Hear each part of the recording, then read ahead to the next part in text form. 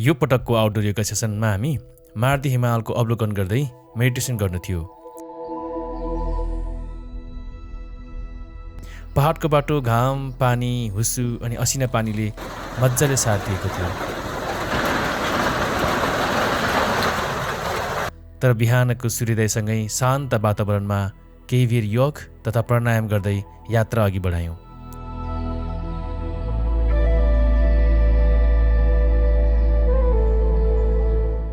बिहान करिब 3:30 बजेको उकालोको हिँडाइपछि बल्ल भ्यू पॉइन्ट पुग्यौँ अनि त्यहाँ केही बेरको अवलोकनपछि योग अनि मेडिटेसन गऱ्यौँ।